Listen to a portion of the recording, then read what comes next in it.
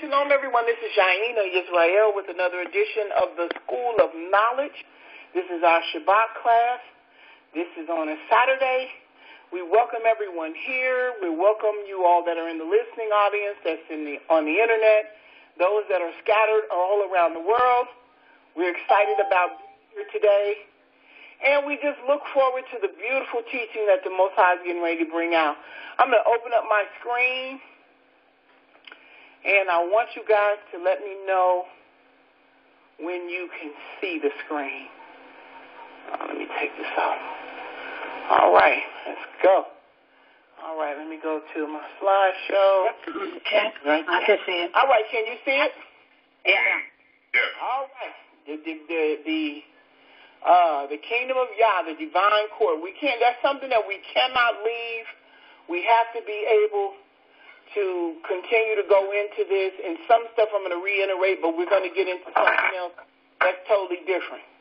All right, so let's go here. The kingdom of Yah is the divine court. All right, let's see. The divine court, and I kind of put together some things from what we've already read that's at the court itself. We have the 24 elders. We have the seraphims. We have the cherubims. We have the ministering angels. We have the Mount of Assembly. We have the watchers. We have the Spirit. And we have the host of heaven. Those are the things that are in his divine court. All right. When the decree is ordered, remember we went through this.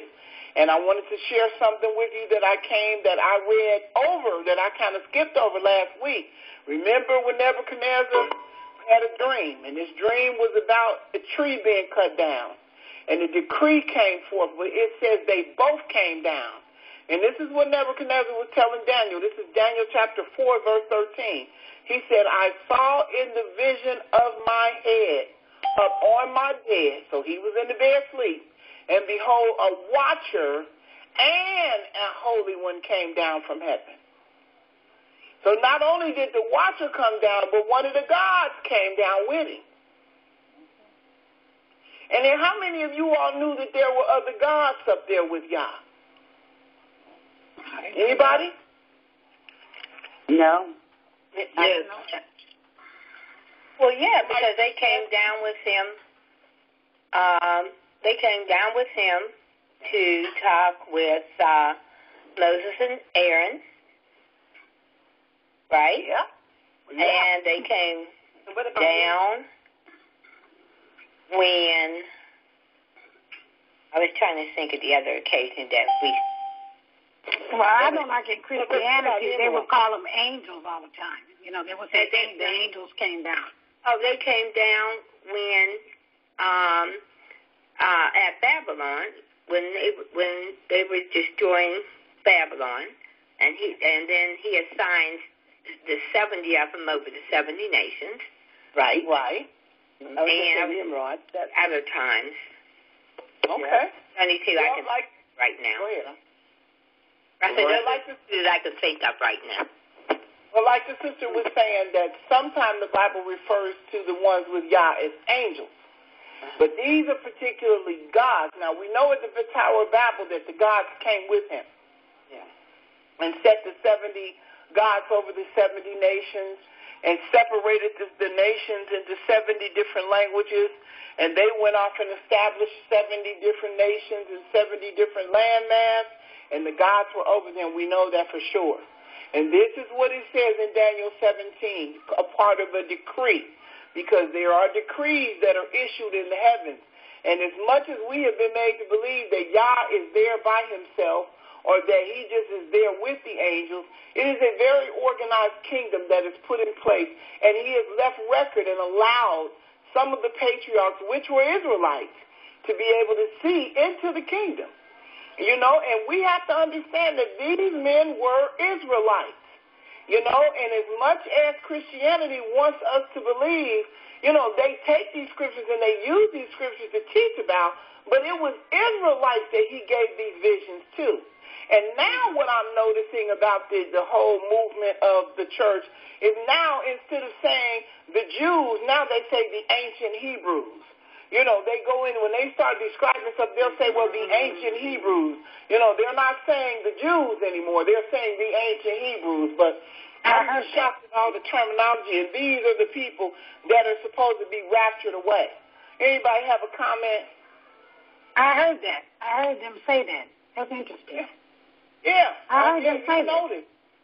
Mm-hmm. Now they're saying the ancient Hebrews. But anyway, the decree of the watchers, and this is when they made a decree for Nebuchadnezzar, and it said, this matter is by the decree of the watchers and the demand by the word of the holy ones, to the intent that the living may know that the Most High ruleth in the kingdom of men, and giveth it to whomever he will, and set it up over it the basis of men. So one of the holy ones came down with the watcher to deliver the decree to let Nebuchadnezzar know that it's time now that we have to move to another level and do something else other than, you know, what you're doing, because your arrogance has gotten in the way now. So I just wanted to make sure that with you. Okay, it says a strong delusion. Among the kingdom of men, whenever a nation believes that the governing body has the right to disregard Yah, they will soon learn that they're not going to be able to do that. Now, we're going to go to Isaiah's account. Now, this is very important because Isaiah has a different account than a lot of people do. It says the two dimensions were open, and Yah allowed Isaiah to participate into the high and holy court. This is Isaiah chapter 6, verses 1 through 8. It says, Isaiah's account. In the year that King Uzziah died, I saw also the Most High sitting up on a throne, high and lifted up, and his train filled the temple. It says, seraphim stood above. Above it stood the seraphims. Each one had 6 wings. With twain he covered his face, and with twain he covered his feet, and with twain he did fly. Now, these had to be some pretty big angels to stand above Yah's throne. And each one of them had 6 wings. And I wondered if that's why Lucifer is the number that he uses is the number 6. You know, I was just thinking about that. I said, I wonder if that's why he uses the number 6. I don't know. So they had 2 wings to cover their face, 2 wings to cover their feet, and then with the other 2 wings, that's the way they use things to fly. That's how they flew. All right, here we go. It says, what is the seraphim? The seraphim is the fiery, burning ones. They are angelic beings associated with the prophet Isaiah's vision of Yah in the temple. Now, this particular thing took place in the temple. It says they also have 6 wings. Above him were seraphs, each with 6 wings. With 2 wings they covered their face, and with 2 they covered their feet, and with 2 they were flying. So I tried to get a picture that would kind of give me, you know, because they got all kind of crazy pictures out there. But pretty much, this is pretty much what someone made an image of, because I don't know what they look like. I have never seen one visually. All right. It says they flew around the throne. The seraphims flew about the throne on which Yah was seated, singing his praises as they called special attention to Yah's glory and majesty. Now, this is what's going on in this temple. In the temple, watch. This is what they sang, holy, holy, holy. And one cried to another and said, holy, holy, holy is the Most High of hosts. The whole earth is full of his glory. Holy, holy, holy is the Most High of hosts. The whole earth is full of his glory. Watch. The song they sang. And they were calling to one another, holy, holy, holy is the Lord Almighty. The whole earth is full of his glory. The post of the doors. It said the post of the doors moved at the voice of him that cried, and the house was filled with smoke. This is what they did when they were up in the temple singing unto the Most High. But this is the definition of it. It said the room shook. It said, at the sound of their voices, the doorpost and the threshold shook, and the temple was filled with smoke. Seraphs are angels who worship Yah continually. So as loud as they got, the whole room shook. So this wasn't no ordinary place. You know, where you walk into a church and you know how they had an organ playing and it's all nice and quiet and serene and everybody's quiet and they whispering to each other and all that. No, these angels were singing the Most High's glory to the point where the room was shaking. This is what Isaiah saw. It says, why Lucifer is upset. Lucifer was above every other angel in heaven. His appearance was beautiful and dazzling. He radiated light and glory. The chief covering angel. He was covered with gold and shimmering jewels. Lucifer was the chief covering angel, and he worked in the throne room of the Most High Yah. He was the big boy. He was the head honcho. He was his right-hand man. The king. Then said I, this is Isaiah still talking, woe is me, for I am undone, because I am a man of unclean lips, and I dwell in the midst of a people of unclean lips, for mine eyes have seen the King, the Lord of hosts. Can you imagine having that kind of a vision? No. That's crucial. Oh. He saw all that going on now. The angels just flying around singing at his glory. The room filled with smoke. The doorpost trembling when they sang. The vibration of their voices was so strong that the doorpost was trembling. Watch. The altar. So we know there's an altar there. There's an altar in the temple. Get on that. Then flew one of the seraphims unto me, having a live coal in his hand, which he had taken with the tongs from off the altar. The anointing of Isaiah. The coal in Isaiah's vision that touches his lips is used to signify that Isaiah is now purified and fit to be a prophet. The coal came from the altar in heaven, so it would have been very powerful. Watch. Verse 7. Isaiah chapter 6, verse 7. Thy sin purged. And he laid it upon my mouth and said, Lo, this has touched thy lips. Thine iniquities is taken away, and thy sin purged. What? Hot coal for atonement. One placed a hot coal against Isaiah's lips with the words, See, this has touched your lips. Your guilt is taken away. Your sin atoned for. He said, who will go? Also, I heard the voice of the Most High saying, whom shall I send, and whom will go for us? Then said I, here am I, send me. So Isaiah had an opportunity, whereas in the heavens, he used a live coal, a hot coal to touch his mouth, and that purified him, the anointing. That's when Isaiah received his anointing. He received his anointing, he received his mission, and he received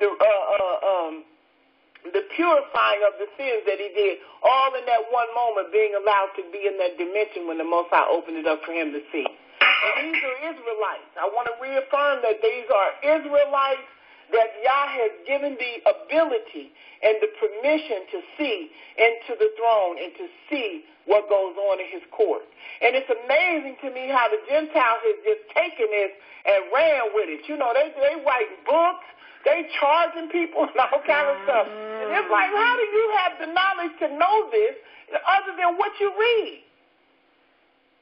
They writing books on this stuff now, and people are buying this stuff to be able to figure out, and they still using it as an opportunity to get rich off of. But guess what? This is our God, and he gave us the ability to see into what's going on in his kingdom.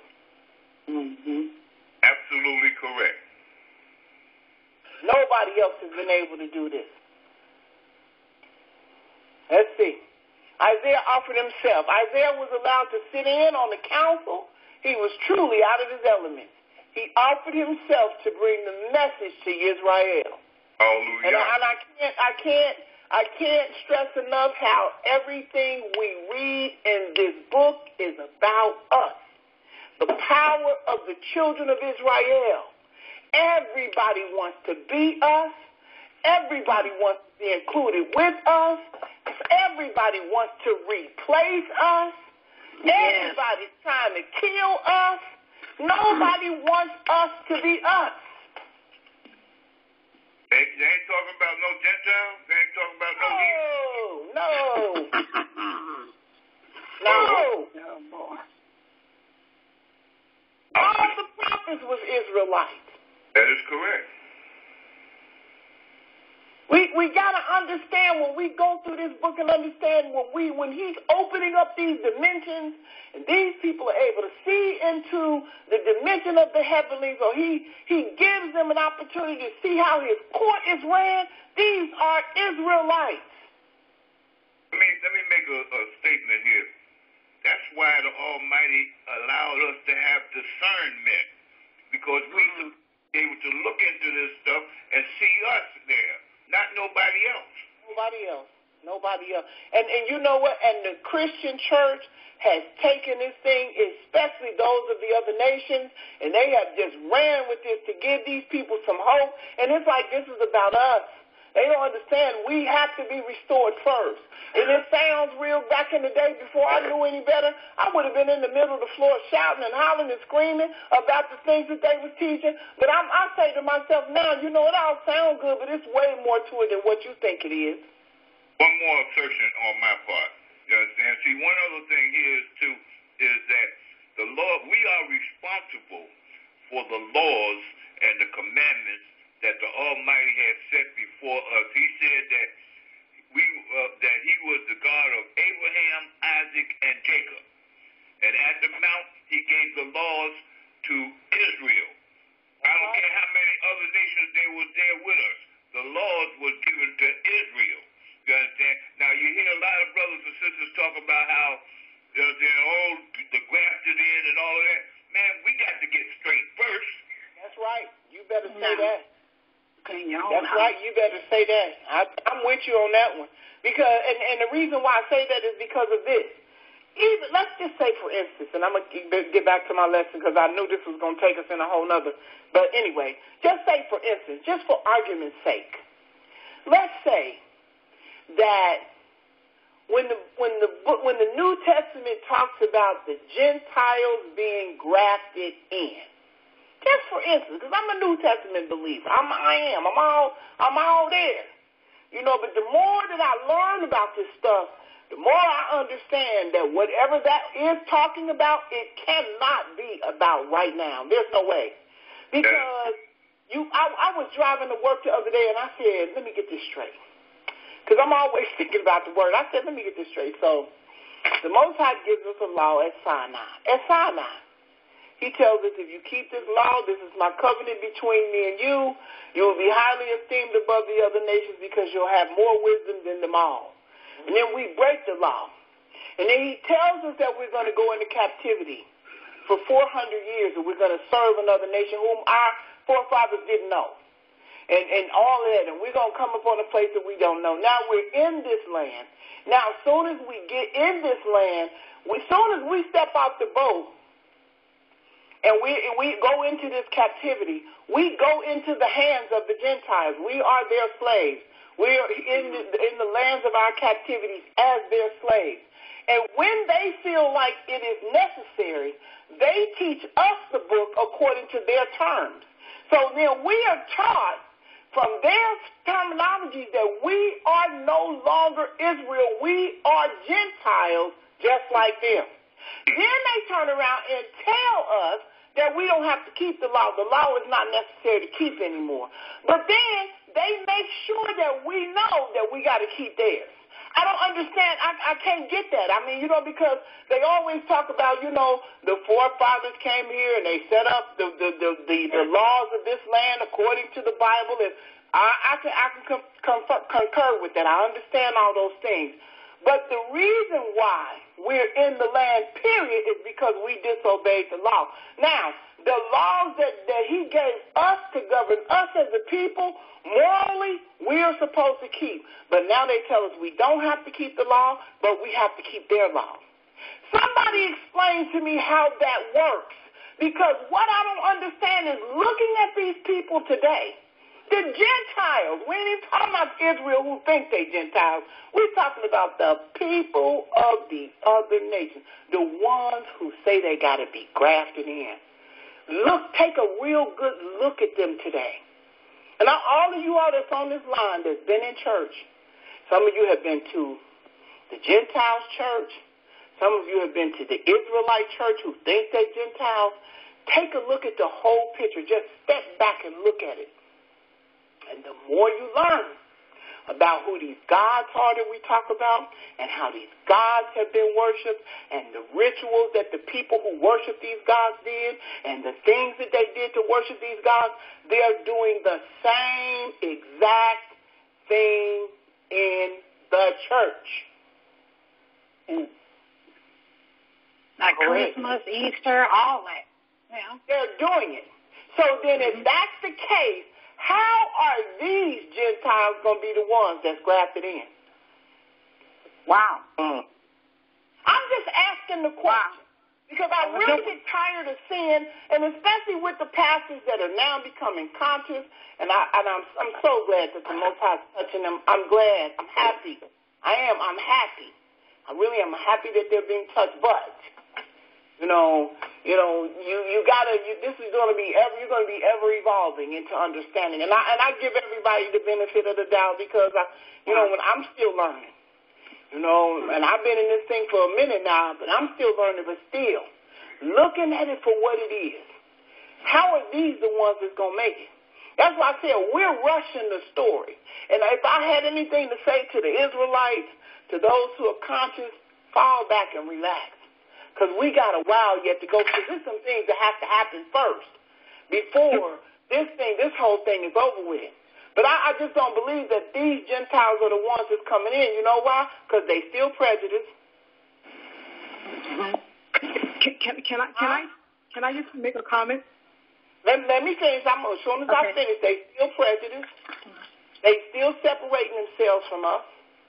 That's right. You know how I know that? Because they won't admit that we the people, even though if they spiritual enough, like Brother Donia said, if you have the spirit of discernment, then you know that 2 and 2 won't equal 5.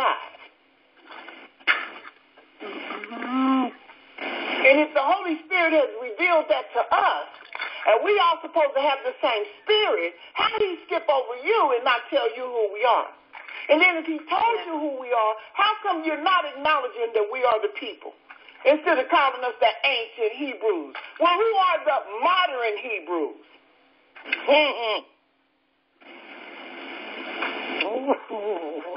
They don't want us in their churches.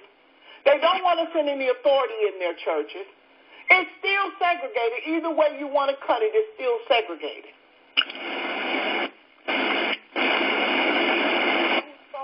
But please put your phone on mute. I don't know who that is. I apologize, guys. Just give me a minute. I got to figure out whose phone that is that's making that noise.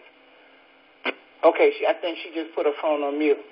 Well, I'm not on my phone. I'm on a pad. I wanted to make a comment about the Gentiles, if you don't mind. Sure. Okay. You had asked about if the Gentiles that's been grafted in, if it's other than Israelites, right? No, I said these that are here today. Okay. These are okay. These that are here today. I believe that some Gentiles will make it. I'm not against the Gentiles making it in. I'm not one who believes that the Gentiles are not going to make it. And I have a reason for saying that, which I will say offline once we cut the recording off. But I do believe that they're going to make it in, but not these. Okay. You know why? Because there are okay. So you're not talking about during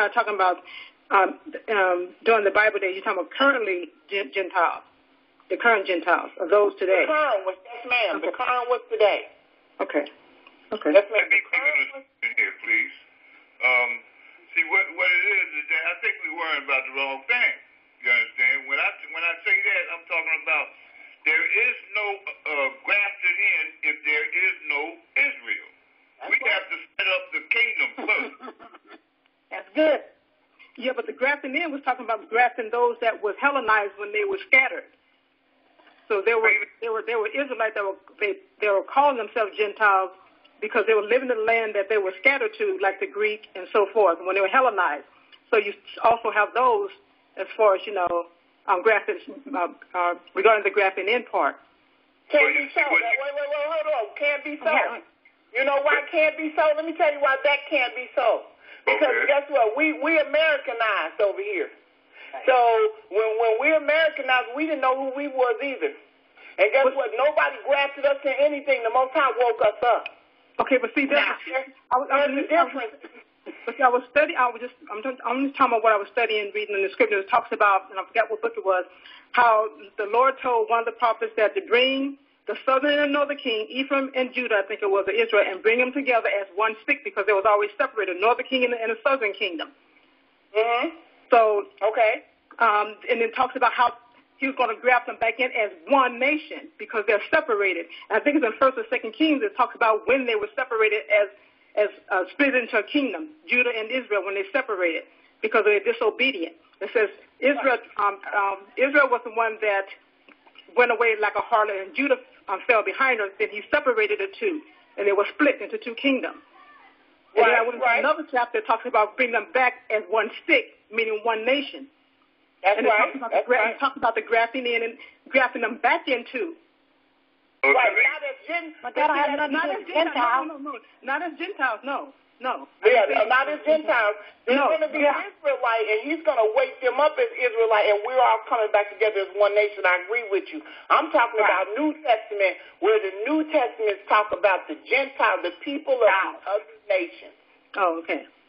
Let me go here. The other nations who are now saying that, and some of our pastors who are waking up are saying this too, that once the Gentiles is grafted in, then this thing getting ready to turn around. Oh, no, sir, not these.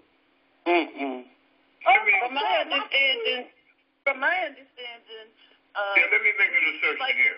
Wait a minute, Brother Doniel, we got somebody talking. I'm feeling willing to wait. Okay. What you say, ma'am? Oh, I'm on the same page as Brother Adonia. It's like the Gentiles don't preach to us. We reveal to them after we learn from Yahushua the right ways because we've been so polluted. And his word has been polluted. His name has been polluted. So they're not giving out the full truth. They don't know the full truth. And they're not supposed to be teaching us. We're to teach them. So, like you said, like the nation has to be formed. We have to be formed. All right. That's a good point, Brother Doniel. Well, she made a very, very valid point, and that's what I was alluding to, is that they said, this is what the Christian church preaches. I don't know that to be a fact, but since I've heard that from y'all, you understand that they called us Gentiles. But we were never Gentiles. We can't be Gentiles. You understand? So we could never be grafted in. The law is set aside for us. You understand? Now, there's going to come a time, you understand, when the Almighty brings us back into the knowledge of ourselves, you understand? And there's going to be a kingship, and there's going to be the other 12 or the other 11, the other 9.5 tribes, you understand, will be joined unto us, but we were never Gentiles. We don't have to be grafted in. And that's the major thing right here. And I think that we misconstrue what grafted in is. You understand? Because they make up the story. They making up the story, you understand? And as long as we don't have no knowledge of ourselves, we're gonna make their story right. You understand? As we go along here reading this book, man, we understand that the laws, statutes, and ordinances and commandments was set aside for us as Hebrew Israelites.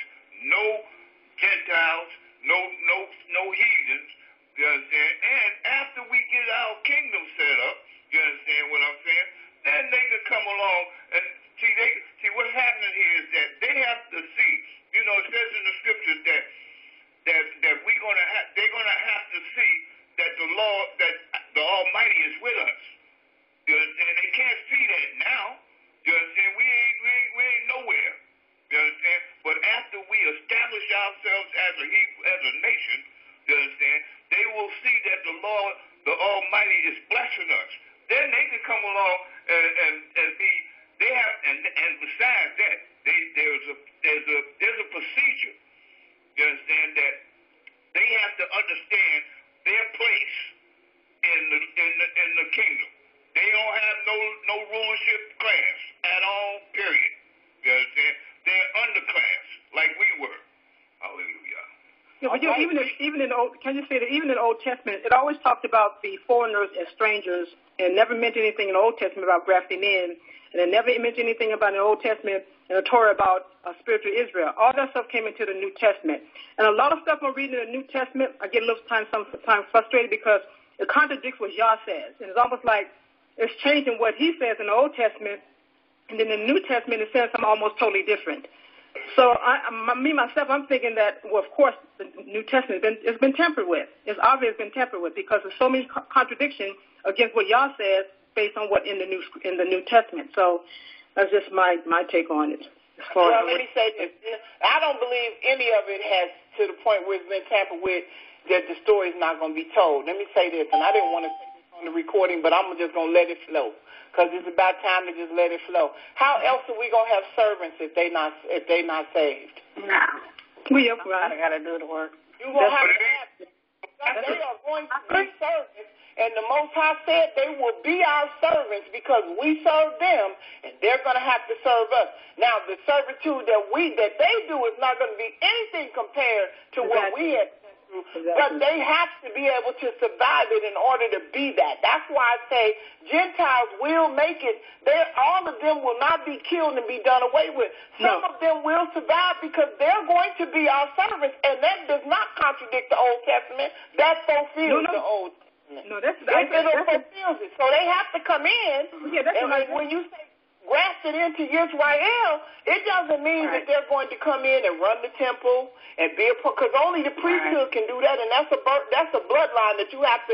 There was a registry kept for that, so the temple and all that stuff is already set up. But for them to be a part of Yah's kingdom, they're still going to have to keep the law. They're going to have to follow the laws and the commandments. They're going to have to do what they're supposed to do in order to even be spared to be servants. No, I never said that they were grafted into Israel. I never said the Gentile was grafted in. I know. I didn't say that. I'm just saying that somebody has to be around to fulfill that part of the prophecy. But there has to be the laws and statutes and have to be in place first before anything, before all of that stuff, before any grafted in stuff, you understand, or any allowing those Gentiles to be a part. Because how could they possibly know their position? They're not going to know position unless there is a law. The laws are set up. That's what my assertion is. All right, let's go on because I know we're going to get caught. We're going to get stuck. Y'all want to stay here. I know anybody. One more comment. Who else got a comment? Somebody's going to say something. I was going to say something. I said we back up because we're assuming that these are the Gentiles that the Bible is speaking of, and I say that when President Obama came in, this was a time where people had an opportunity to address their biases, their prejudices. They would not, and so the world is large. There are a lot of Gentiles. I think most of the Gentiles in this nation will be lost. We're not even talking about the people in this nation.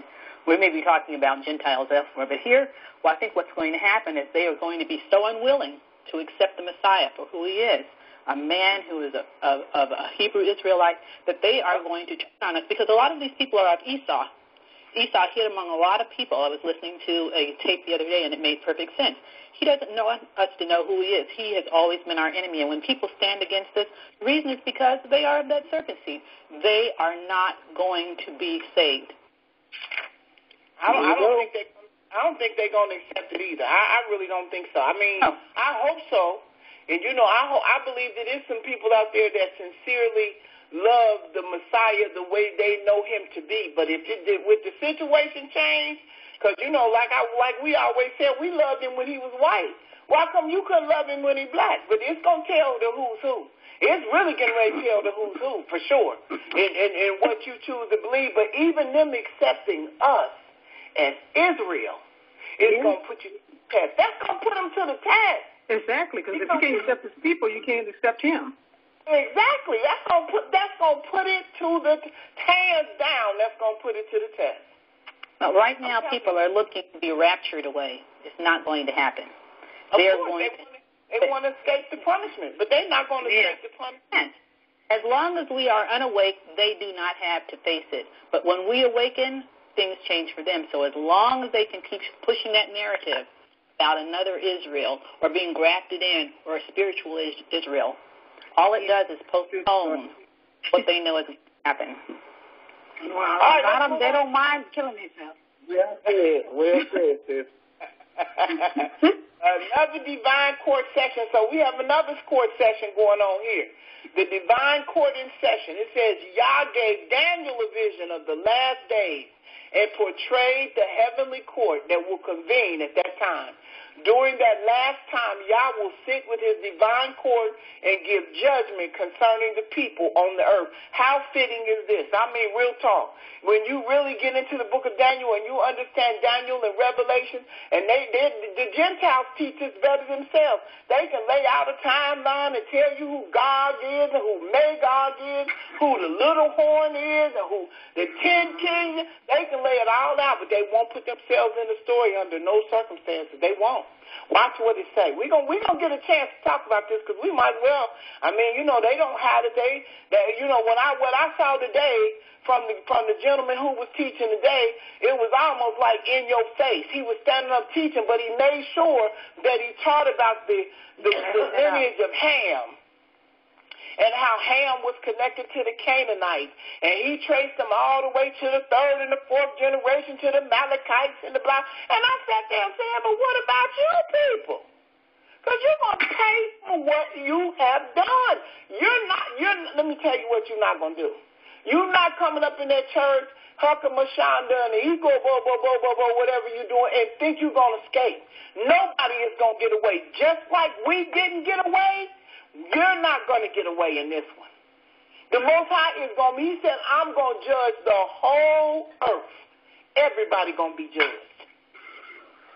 They don't get away. And that's what that whole rapture story is. They took that one little verse in Thessalonians, and they built a whole exit plan off of that when we shall be caught up in the air to meet the Most High in the air. They took that one scenario, and they built a whole ministry around that one scenario, and that was their escape plan. Their escape plan. It was. They're not going nowhere. Here we go. There we go. The last days, the little horn. One of the biblical titles for the person commonly known as the Antichrist was speaking arrogantly against Yah. This is in the Old Testament in Daniel. Daniel chapter 7, verse 8.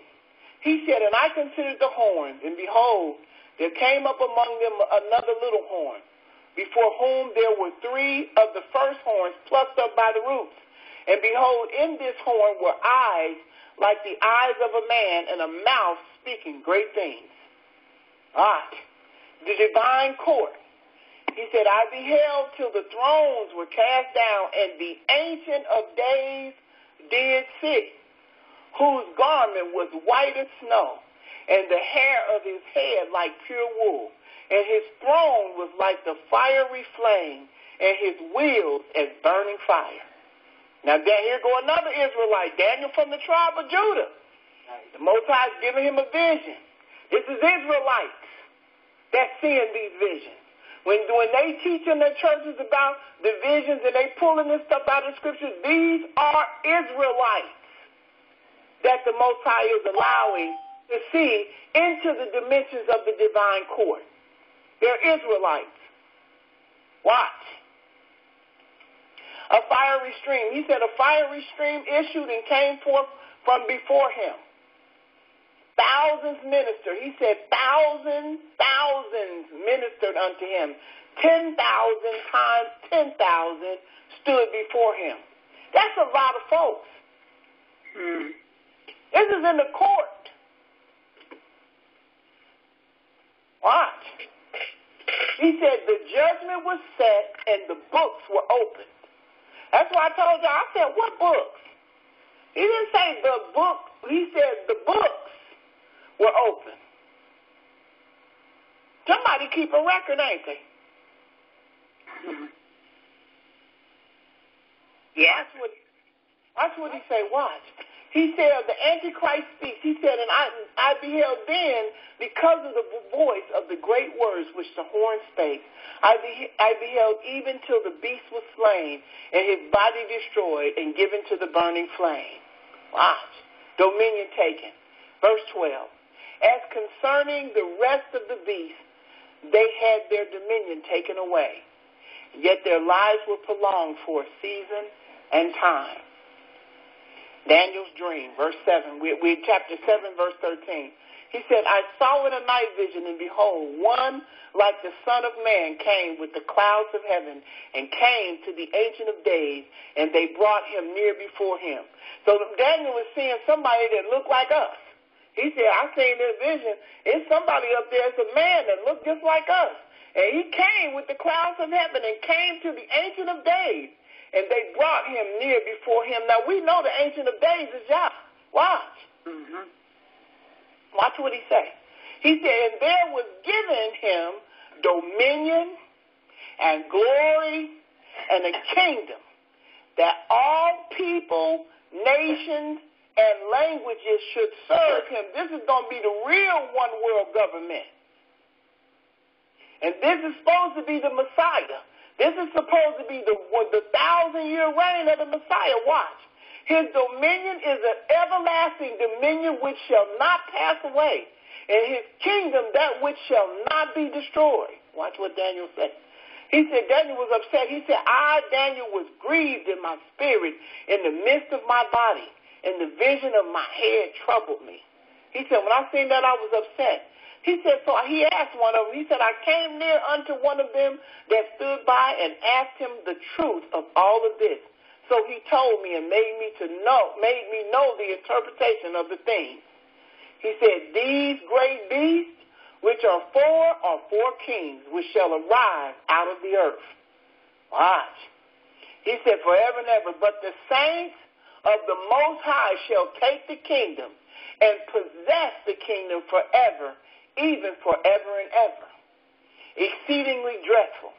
Then I would know the truth of the fourth beast, which was diverse from all the others, exceeding dreadful, whose teeth were of iron, and his nails of brass, which devoured, brake in pieces, and stamped the residue of his feet. Verse 20. And of the 10 horns that were in his head, and of the others which came up, and before whom 3 fell, even of that horn that had eyes, a mouth that spake very great things, whose look was more stout than his fellows. So there's another horn that's popping up. He said, made war. Verse 21, I beheld, and the same horn made war with the saints, and prevailed against them. Now, this is something that Daniel is seeing, a future tense. He's seeing, they're showing it to him in phases. They're giving him a vision in phases, and in the dream, he has an opportunity to ask one of the angels that's standing by. He said, what does all this mean? And the angel is breaking it down to him. These four beasts is 4 kings. He said, and this little horn going to rise up out of all of the others, and he's going to wage war against the saints and prevail against them.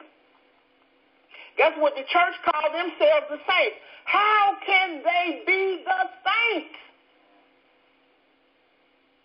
Watch. Ancient of Days. He said, until the Ancient of Days came, and judgment was given to the saints of the Most High, and the time came that the saints possessed the kingdom. He said the 4th kingdom. Thus he said, the 4th beast shall be the 4th kingdom upon the earth, which shall be diverse from all kingdoms, and shall devour the whole earth, and shall tread it down and break it in pieces. Watch. He said the 10 horns out of this kingdom are 10 kings that shall arise, and another shall rise after them, and he shall be diverse from the first, and he shall subdue the 3 kings. Watch. He said, he shall speak great words against the Most High, and shall wear out the saints of the Most High, and think to change times and laws. They're already doing that. And they shall be given unto his hand until a time, that's one, and times, that's two, and the dividing of a time, that's a half. That's 3.5. Watch what it says. But the judgment shall sit, and they shall take away his dominion to consume and to destroy it unto the end. And the kingdom and dominion and the greatness of the kingdom under the whole heaven shall be given to the people of the saints of the Most High, whose kingdom is an everlasting kingdom, and all dominions shall serve and obey him. He watched what he said. He said, I kept it to myself. He said, here too is the end of the matter. As for me, Daniel, my cogitations much troubled me, and my countenance changed in me, but I kept the matter in my heart. So again, the Most High takes an opportunity. Now, somebody say, well, break that down for me. That's a whole other class. We'll get into that with Daniel chapter 7, because Daniel and Revelations go together. But basically, the Most High took an Israelite, a Hebrew Israelite from the tribe of Yehudah, opened up the dimensions and showed him a vision. He showed him, first it was a regular vision, and then he had a vision when he went to sleep. And he saw all of these things that were happening. He saw the throne room. He saw the thousands of thousands. He saw all of the hosts that were standing around, to the point where he was able to ask one of them a question. What is all of this stuff that I see? Have you ever had a dream where in your dream you was able to ask somebody else in the dream to interpret the dream for you? These are the same verses that they use to preach in Christianity. These are the same verses that they use to be able to justify their positions in this day and time. These are the same stories that they use. But these stories are about Israel and about the nations that will be destroyed, and Israel will come together as a kingdom. Now, not to say that the world won't go on, because the world will go on. There will be other nations. There will be other kings. There will be other governments that will be running, but it will be under the governance of the Most High Yah. Hallelujah. It's going to be under them. Now, this is very important right here, the Mount of Assembly. This is where we're going to get into some real iffy stuff right here. But the Mount of Assembly is something that I wanted to touch on that's going to take us into a whole nother level, but here we go. The Mount of Assembly. There are verses in the Old Testament that show Yah presiding over a large assembly of spirit beings, rank and power. These assemblies would include Yah's divine council of various ranks and powers who are sometimes called gods. Let's go. Where did they reside? Ezekiel chapter 28. We can go into the book of Ezekiel chapter 28. It says, Son of man, say to the prince of Tyrus, thus saith the Most High Elohim, because thy heart is lifted up, and thou hast said, I am God. I sit in the seat of Yah, in the midst of the seas, yet thou art a man and not God, though thou set thy heart as the heart of God. Watch what happens. Now, he's talking about the prince of Tyre in this particular verse. But as he goes down in the book of Ezekiel to verse 13, it switches to where he's talking to Lucifer. Watch what he says. He says, here we go. Thou hast been in Eden, the garden of Yah. Every precious stone was thy covering. The sardis, the topaz, the diamond, the beryl, the onyx, the jasper, the sapphire, the emerald, the carbuncle, and the gold. Did anybody count those to see how many stones there was? Because there is something very unique about this, because there are some stones that are missing. Can somebody tell me the significance of the stones? That's what the high priest wore. That is real good. That's what the high priest wore. Somebody else tell me, add some more to it. What else? Why are these stones so important? They're on the They represent the tribes, the children of Israel. Yes. Come on, y'all. It's all about us. In the ephod, how many stones was on the front of the ephod? 12. There was 12. And those 12 stones represented what? 12 tribes. The 12 tribes of Israel. This is all about us. This is all about us. And when you understand this, you understand the power of who you are and what you possess. You'll understand the power of us coming back together to give a day of repentance. You'll understand the reasoning behind that right there. You won't never have to be convinced about that at all.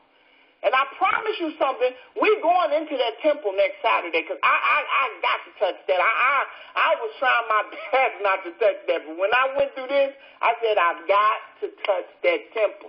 So all of these stones that right here that was the covering of Lucifer was representative of the stones of the 12 tribes of Israel. But there's some missing. Do you know how many we got missing? Two. You got two? Yeah. Let me see. That's 1, 2, 3, 4, 5, 6, 7, 8, 9. Yeah, you're right. There's two missing. Two. What missing? The ephod is what the priests wore. Right. That's right. Mm-hmm. The ephod is what the priest wore, and that's what the Urim and the Thummim was in. But on the front of the ephod was the 12 stones that was encased in gold, which represented the 12 tribes of Israel. This was something that the Most High gave instructions to Moshe to put together. He said, do it exactly the way I want you to do it.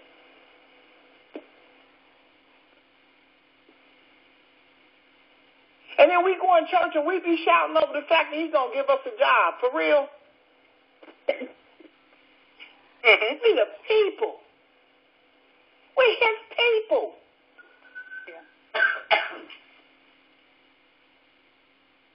So he said, thou had been in Eden, the garden of Yah, and every precious stone was in thy covering. He said, the sardius, topaz, and the diamond, the beryl, the onyx, and the jasper, the sapphire, the emerald, and the carbuncle, and the gold. Watch. The workman of thy tabrets and of thy pipes was prepared in thee in the day that thou was created. So whenever he moved, music just went with him. He was the anointed cherub that covered Yah. When he moved, music came out of him. Is it a wonder that he's in charge of the music today? Yeah. Can you imagine every time you get up out the bed and you go somewhere, you hear a sound going, da-da-da-da-da.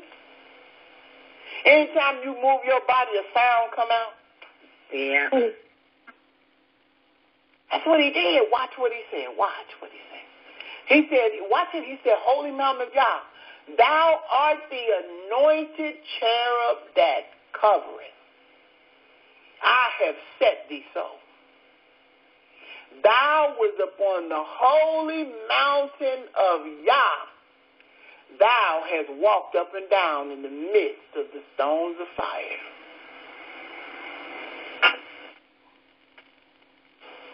So we know we got some things that we got to establish here because we know that the Garden of Eden was there. Where was the Garden of Eden located? Africa. East Africa. Oh, I was waiting on somebody to say that. Who said Africa? Barbara. All right, Barbara. Barbara said Africa. Anybody else? Pacific East Africa. Not really sure, but I heard Africa. I'm not sure. It says East Africa. East Africa. Let's see.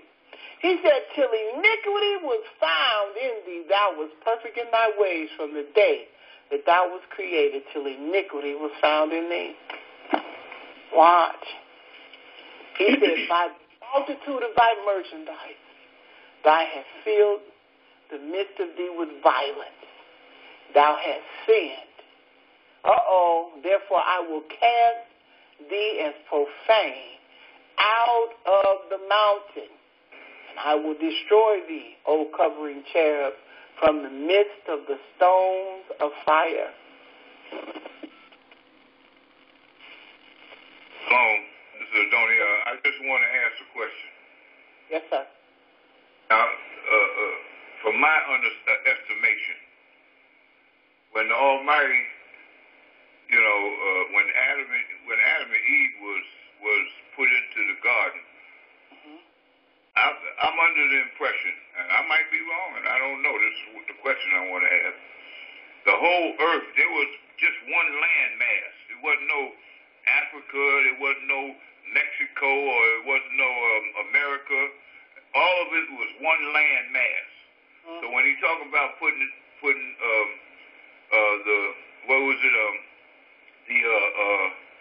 the Garden of Eden, could that have been the earth as it was as it was at that great land mass? Could that have been what he was talking about the earth about the Garden of Eden being that whole region, that whole area, that whole land mass? Could that have been what he was talking about? Well, Genesis 2 tells you what the Garden of Eden was at, because it talks about the different rivers. It can't talk about Africa because there was no Africa. Well, what I'm saying, we know that Africa comes from a European name, but I'm just saying specifically the Garden of Eden is located in Genesis 2. Okay, let's go there. Hold on, let's go there. I want to go there. Let's go there. Let's go to Genesis chapter 2. One moment. Let's go there. Genesis chapter 2. All right, sis, give me this. Go ahead, give it to me. Where we at? You can say Genesis chapter 2, starting at verse 10. Verse 10. Here we go. It says, let's see. It says, let's go up to 9. Let's go up to 8. It says, and the Most High Yah planted a garden eastward. Can you guys see the screen? In Eden. And there he put the man whom he had formed. And out of the ground made the Most High Yah to grow every tree that is pleasant to the sight and good for food. The tree of life also was in the midst of the garden, and the tree of the knowledge of good and evil. Watch what he said. And a river went out from Eden to water the garden, and from thence it was parted and became into 4 heads. And the name of the first is Pison. That is it which compasses the whole land of Havilah, where there is gold. And the gold of that land is good. There is Bdellium and the oxen stone. And the name of the second river is Gihon. The same is it that compasses the whole land of Ethiopia. And the name of the third river is Hiddekel. That is it which goes toward the east of Assyria, and the fourth river is Euphrates.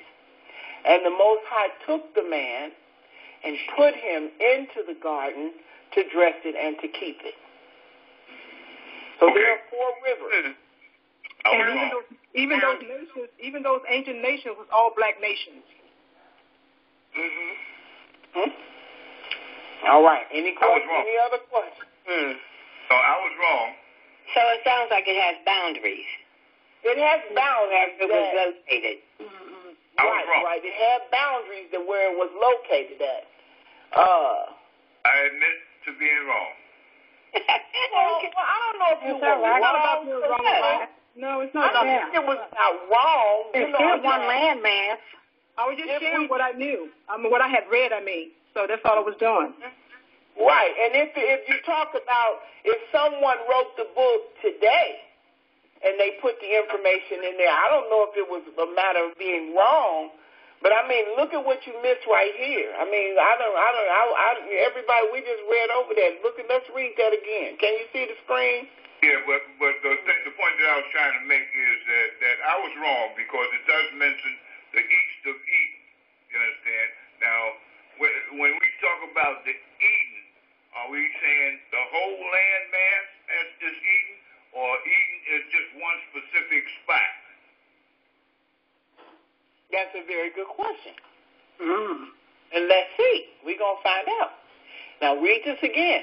By the multitude of thy merchandise, they have filled the midst of thee with violence, and thou hast sinned. So somebody sinned when they was up in the mountain of Yah. And what is sin? Transgression of the law. The transgression of the law. Now he's talking to Lucifer. He said, you sinned, because he already told you where he was. Oh, y'all done missed it. Hold on, let me get back. Let me go back again. Let me just go back one more time. Let me go back one more. Hold on. Let's try it again. Thou hast been in the garden of Yah. Every precious stone was thy covering. The sardius, the topaz, the diamond, the beryl, the onyx, the jasper, the sapphire, the emerald, the carbuncle, and gold. Watch what he said. The workmanship of thy tabret and of thy pipes were prepared in thee in the day that thou wast created. Okay. Pay attention. Thou art the anointed cherub that covereth. I have set thee so. Thou was upon the holy mountain of Yah. Thou hast walked up and down in the midst of the stones of fire. Where is Lucifer at right now? Where he say he at? In the holy mountain of Yah, right? That's what it say, right? Mm-hmm. Yeah. Where he walked up and down the midst of the stones. Holy mountain. Yeah, okay. Watch what he say. Thou was perfect in thy way from the day that thou was created till iniquity was found in thee. Watch. Now listen to what he say.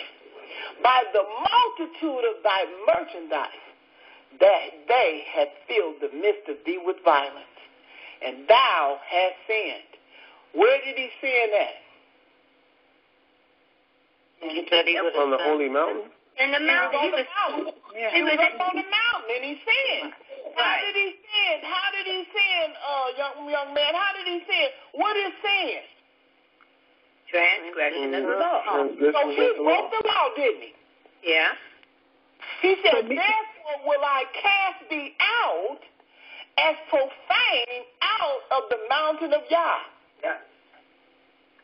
So in essence, he had a covenant with Yah too before he broke it. If he broke the commandment or sin.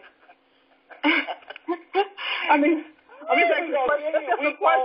my goodness gracious! He was there. Yeah. Oh my goodness gracious! Now he was in the kingdom, right, at the time. Yeah. He was on the mountain. Let's just stick with the mountain. He was on the mountain of Yah. All right. Which was in the kingdom, right? No, I didn't say that. I didn't say that. It was in the garden, I think. He was in the garden. Where was the garden at, brother? Where was the garden at? Hey. On the holy mountain. Come on, somebody. I believe y'all was on. I'm really not going to mess with you. I was just trying to show you, but I was one. Oh, my goodness. A mercy, a mercy, a mercy. Oh, my gosh. Is that where Jacob saw the ladder? No, it can't be, right? Yeah, I would just don't go too fast. Let's just take it slow. Because I want to take it slow because I need for them to understand what's going on because there's an assembly that's going on. There's a mountain that Yah deals with. And he always deals from a mountain, from the mountaintop where he's able to deal with his assembly of the gods. And everybody was there. Lucifer was there. The stones of Israel was there. The angels was there. The host of heaven was there. He said the stones of fire was there. He said, but when you was there, you sinned. And I had to put you out. But what I don't understand is that there was only the 10 stones. 10 stones. access to 10 stones, but not 12, right? Not 12. No, ma'am. He didn't have them all. Okay. He didn't give them all to him. No, ma'am. So those stones are alive. They're not just stones. Well, we're not going to touch that either. I'm not messing with that one. Don't go too fast. Don't take them too fast. He said, "O covering cherub from the midst of the stones of fire." He said, "I had to throw you out.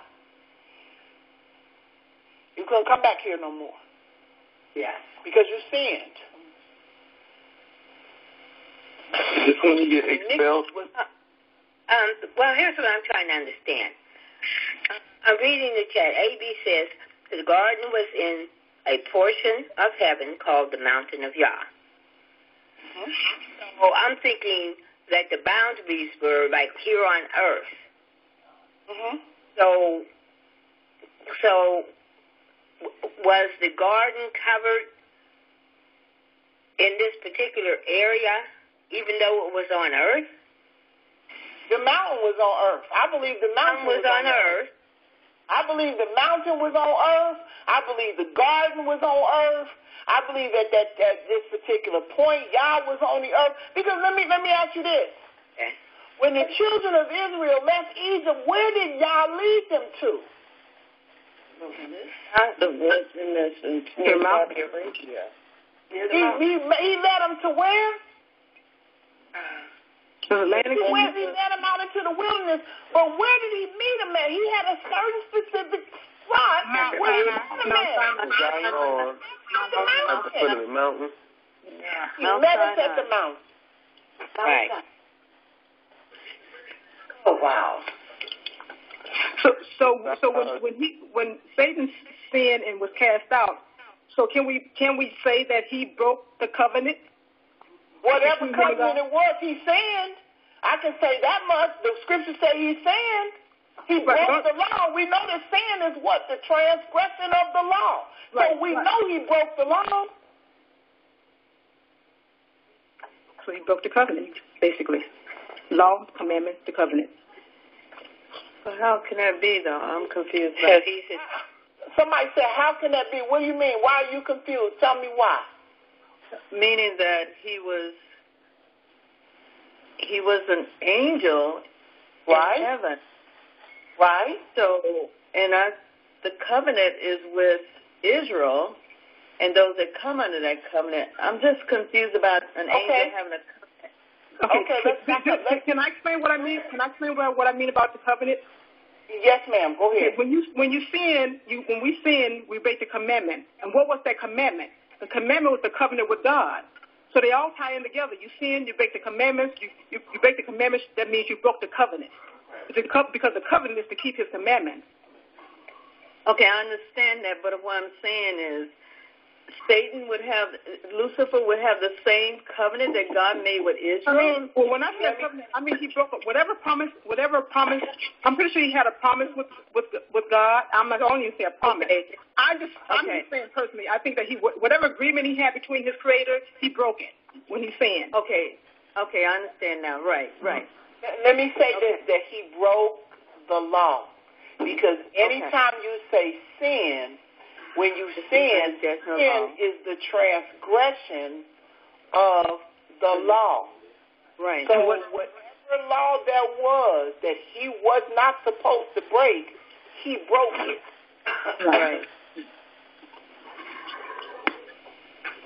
And he was kicked out of the mountain. Right. So all of this took place on earth. Right? Yes, ma'am. You better say that again. Yes, ma'am. That we know of. Yes, ma'am, so far. I mean, it didn't say Yah came down. It said you was cast out of the mountain of Yah.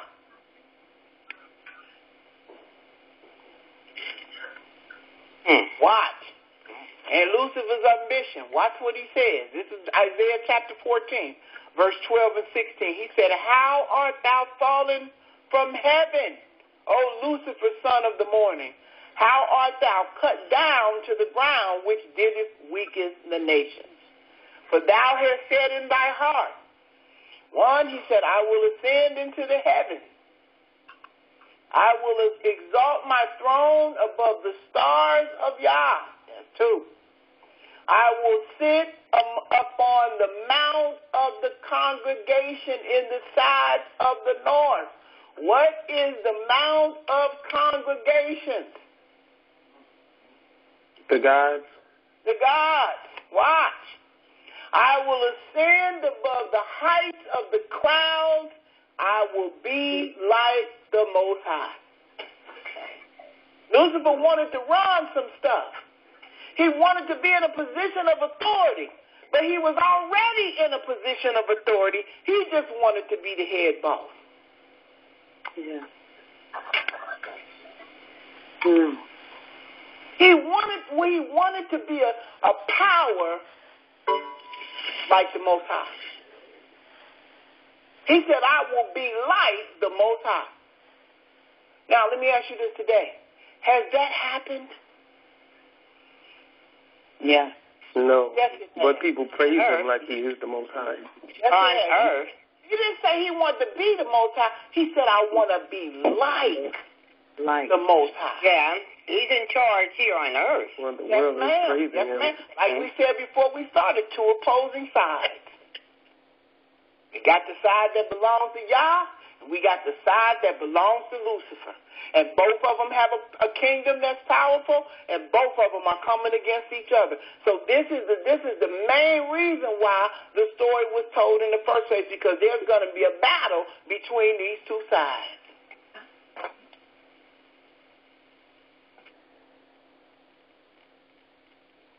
Because when he kicked him out, he didn't go by himself. He took some with him.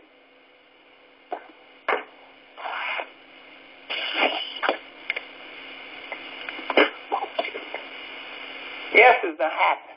As much as they all up in the heavens, traveling to the heavens and trying to, oh my goodness, they recruiting people to go up into space, and they got all kind of beings that's on this earth and spaceships that's being seen and all that. Think you're not strange, because all of it is not ours. That's right. Because he is the God of this world.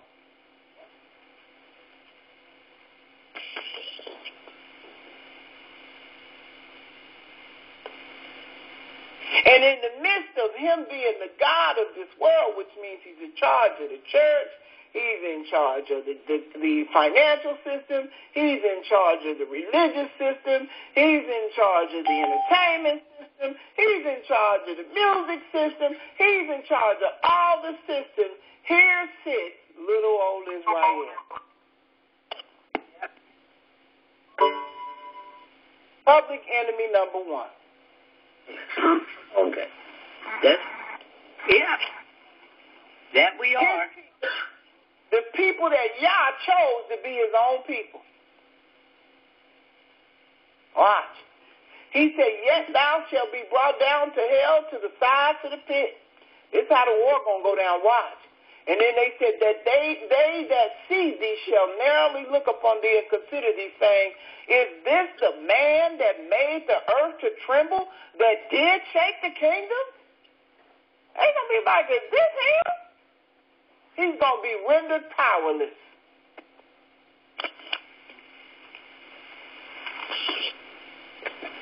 And how many know Yah is just allowing this to happen right now? Yes, I know. Yes. He is. He's only allowing this to happen. Yeah. Yes. I think that some people get it confused with God and the devil. They love to say, oh, the devil is busy. I said, no, this is just God, doing what he said he would. That's right. That's right. Exactly. He's just allowing this to happen. But we have to understand how important we are, because he wrote the end from the beginning. Because he has to prove to the whole earth that we're among the living of the earth, that he rules among the kingdom of men. Hallelujah. And Israel has to play her part as the chosen of his people to be able to establish that kingdom on the earth. Who else can do that but us?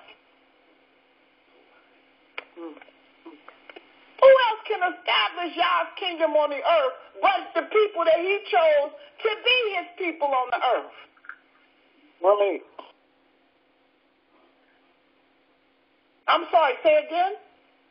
I know I said that's right, and nobody else can do it other than this people. Nobody else can do that. We have to be the one to do that. But like Brother Dorian said, it's got to start with us. We've got to be the one to set this record straight and do what needs to be done.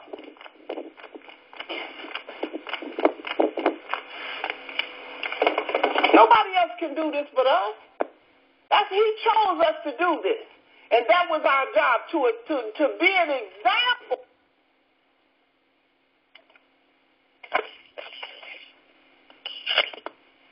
For priesthood. Now, what you said here right there was a powerful statement. Can you still hear me? We have to be the example. Brother Donnie, can you hear me? I can hear you now, yeah. Okay, go ahead. I thought they cut me off, but go ahead. Yeah. We have to be the example, you understand, as to what to do and what not to do. If you do these laws, you shall live and not die. You understand? And we have to be the ones to show that what will happen when you don't do the law. That's right. We already are the example. Yeah, we have to. I think we have fulfilled that already, Brother Donnie. I mean, look at where we sit. Yeah, we're going to do it. We've already fulfilled that. When he really shows, because somebody said, well, how can you all consider yourselves to be in captivity? I said, it's easy. Because guess what? The other people who came to this country came by choice. We were brought here as slaves. Mm-hmm. And any time you take a people away from their native land and remove them from their borders, and you take their language and their culture and the meaning of who they are and put them under another governance and give them new names to live under and new laws, that's the definition of captivity. Absolutely. Yeah. Absolutely. That's right. Slavery. Slaves. We didn't come here by choice. We were made to come here. Yes. And every nation that came by us plundered us. All of them. Well, let's not forget that had our forefathers had kept the Father's ways and laws, we wouldn't be in this captivity. So we got to recognize how we got here, too. Oh, we know that. I think sometimes if we don't really recognize what we did to get here, because if we start placing blames on other people, I don't believe that we were supposed to be touched and abused like we've been abused. No. But this is where we need to recognize what we've been called as a peculiar people chosen by Yah as a royal priesthood. So that's why we don't like it. Exactly. But guess what? Did y'all know that our forefathers was going to mess up? Yep. Yeah, he knew they was going to mess up. Somebody from the advanced class tell me how far back in the scriptures did y'all know that they were going to mess up and that we were going to be the ones? Somebody tell me all the way back. Where it started? During the time of Abraham. Genesis. Somebody said what? Abraham.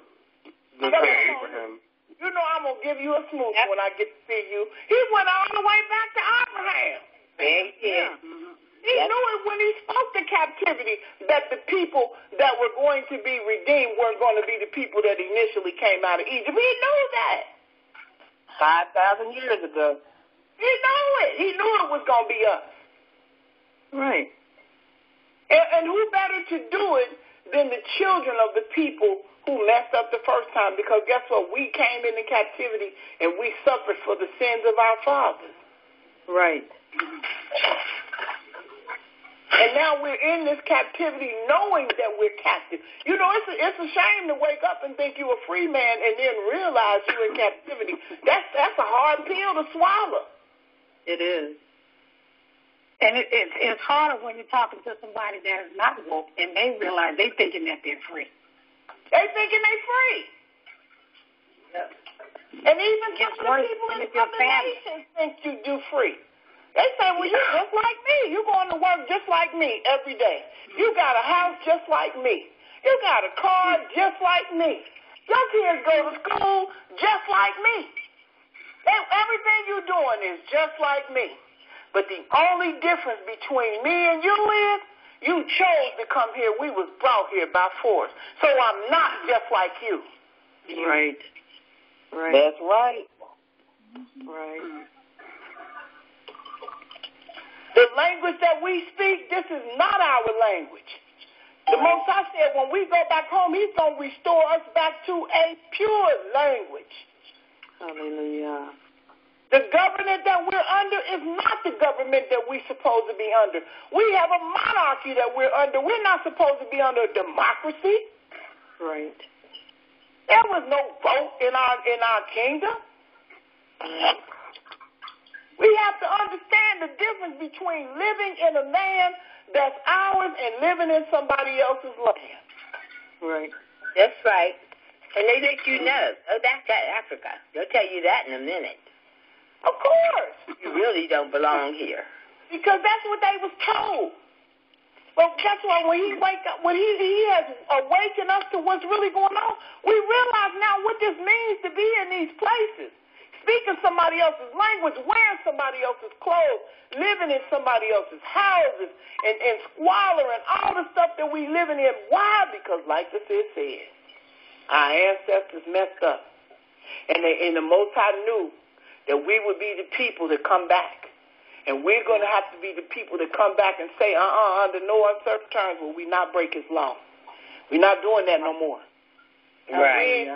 We ain't sleeping with each other's wives and husbands. We ain't going to have that over here. You ain't getting ready to do that. Well, no, we ain't going back there no more.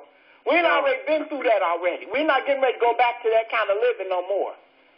Enough is enough. Exactly. and who better to know that than us? Amen. Yes. This captivity is real. And everybody laughing from the other nations like we just came up on this newfound identity, and now we trying to take a hold of somebody else's culture and somebody. No, this is our culture. And when he makes us to realize this, we understand just how serious this is. Yes. Yeah, we in captivity. We living in somebody else's land, and guess what? Somebody else is living in our land professing to be us. Yeah. Yes. That's bad. That's even worse. They're over there throwing each other out over there. Oh, my goodness. You know? And you just said, that's what all we can do is watch it on the news. Yeah. We sit back in these lands and watch them blow up Palestine. They blowing up Jerusalem. I mean, you know what I'm saying? You just be sitting there like, oh, my gosh. Oh, my goodness. Because now the Israelites is throwing out the Palestinians in their own homes. They fighting over that. I'm watching that. I'm like, hey, that might be my house, you know. You know, I have a question on that. Yes, sir. This whole Israel and Palestine, what is going on with that? So that is Palestine's home? No, that's our home. Our home. That's our home, yeah. That's our home. But guess what? Since we gone, the Palestinians know that the people that's there are not the people. So they've been fighting to get that land back. That's our home. Yeah, but because we've been displaced out of our home, they over there fighting. They was like, well, if they God ain't going to let them come back in here right now, you ain't going to come back in here and take it because this land belongs to us. It's crazy. Palestine are not get our back allies. to the way it's supposed to be, and the Most High ain't going to let it happen because he gave that land to Israel. Yeah. Gave it to Israel. That's our land. Sister Yaina, this is, can I make a comment, please? Yes, ma'am. I just wanted to say that Father had to be harder on Judah because we are his executive branch. Just like because we represented, we were the lawgiver. Yes, ma'am. So the executive branch of the government has to be a representative of his character. You're gonna have to be careful. And so Judah this is a question. Could the two stones that were missing from Lucifer's covering, could that have been Judah and Levi? I don't know. I don't think so. I'm just asking. We did a study on that, and we're gonna do that one day. We'll do a restudy on that, and we'll cover that, see what's going on with that. But you're absolutely right. I know it wasn't because that stone is emerald. Yeah. So I don't know who the other two are. Yeah, I don't know. We'll have to get to that and study that. We went to studying on that once, but we'll get there and see what's going on with that. But yeah, you're absolutely right. We're the lawgiver. We're the ones to establish the government. We have to be the ones to go first. Can't nobody go before us. We have to go first because Yehudah has to go first. We have to establish the government. We have to establish the laws. We have to live the law. How are we going to be the lawgiver and don't live the law? You're right. I was even thinking about Joseph. I was thinking about Jacob. And, I always, I knew we was going to go down this bunny trail, but it's okay because it's good. I was thinking about Joseph and when his brothers sold him into slavery and how old he was when they sold him into slavery. And how when they went back and told Jacob that Joseph was dead. And I watched the whole process of that, how the Most High didn't step up to the plate and tell Jacob, your son is not dead, I have him in a place and he's being groomed for a position, but he's not dead. He allowed Jacob, to suffer those years that Joseph was gone. He allowed him to suffer those years to think that Joseph was dead. And I always asked myself, why? I was like, why would you do that? Why would you allow him to think that his son was dead? And the other day, he dropped it into my spirit. I'm going to tell you what he told me. He said, because Jacob was biased toward Joseph. And I already set in place how the order was going to go. And if he had to let Joseph be around, he would have made Joseph's tribe the royal tribe when Judah was to be the royal tribe in the first place. All this had to play out the way it had to play out because, Jacob loved Rachel, and anything that came from Rachel, he put before the other sons. He didn't love Leah like he loved Rachel, but the Most High had an order that he had set up. I said, oh, my goodness gracious life. His pain went away when he seen his son. He said, but I had to put the order in place because Judah had to go first. He said the priesthood, Levi's priesthood had to be set up. All of that stuff had to be set up so that we would be able to have the kingdom in the order that he wanted it in today. Wow. I said, wow. Wow. That's crucial. I said, wow. Because I used to think it was so cruel. I'm like, well, why didn't you just tell him his son was alive? All the time that he was in Potiphar's house. All the time he was in the prison. All the time he was in the pit. Then he went to the palace. I said, all that time, he didn't even, you made that man think his child was dead. It's just like you say, Sister Yaina, you always say that it's like a game of chess. And you just had to figure out which moves to make. That's right, a game of chess. And he's going to do whatever he needs to do to make sure that it gets done. And that the pieces are in the position that he wants the pieces to be in. That's why I never talk about the Israelis over there in the land. Everybody's in the position that they're supposed to be in. Exactly. Right now. Somebody had to keep the land occupied. No, and unfortunately, it was they were the ones that were chosen to do it.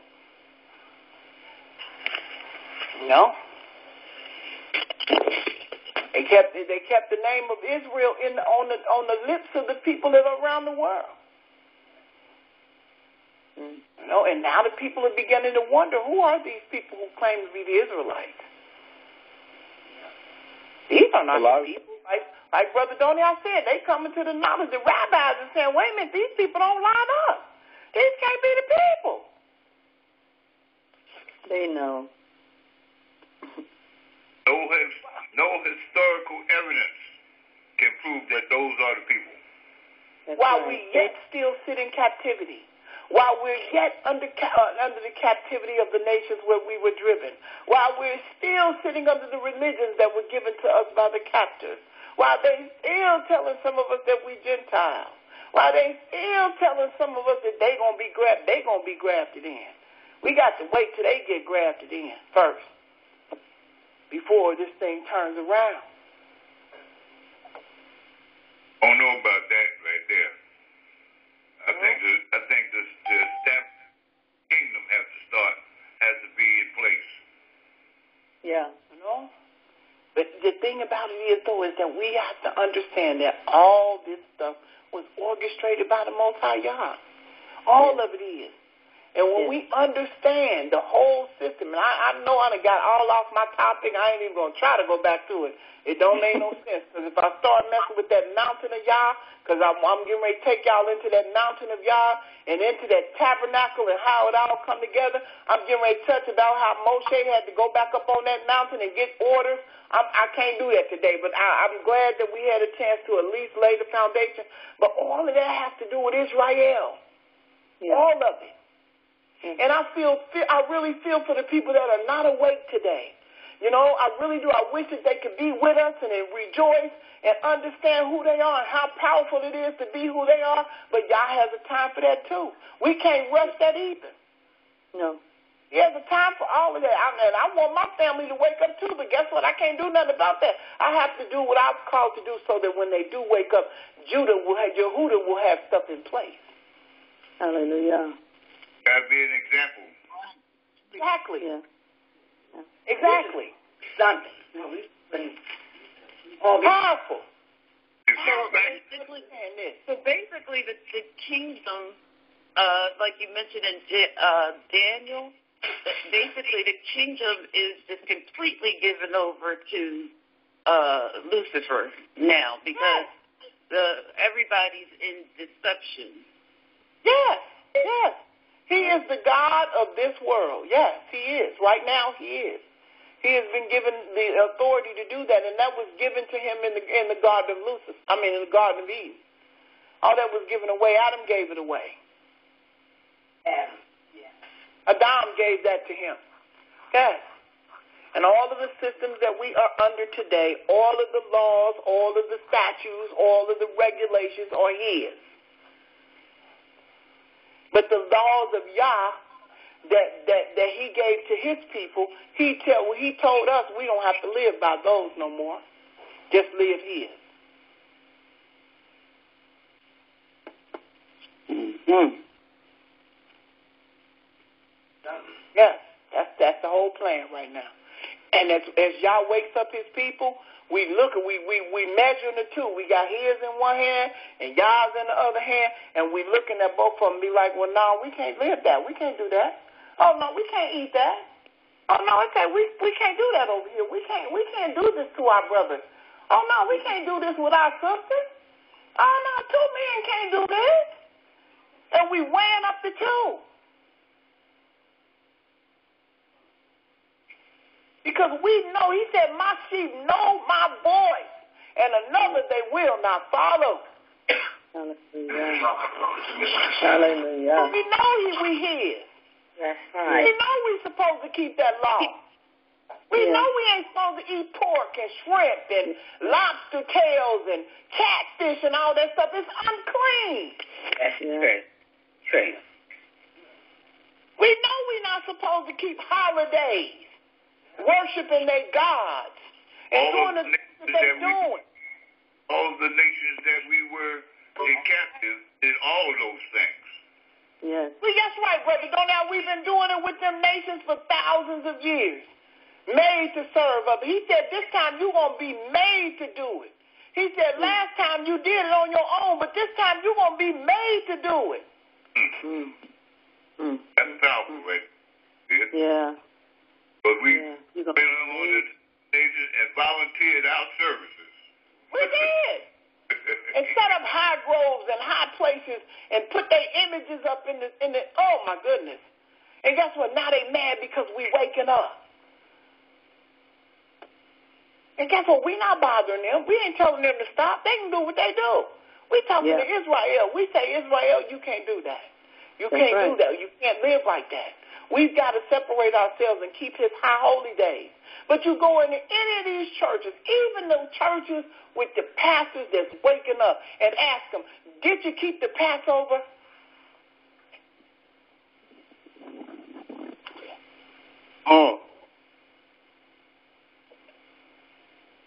Because that's something Israel has to keep. Did we keep the Passover? To remember how the death angel passed over the houses that had the blood on the doorpost the night before we left Egypt? That was the night before we left our captivity. That's right. Yeah. We was leaving it out of that country as a people and walking into the wilderness as a nation.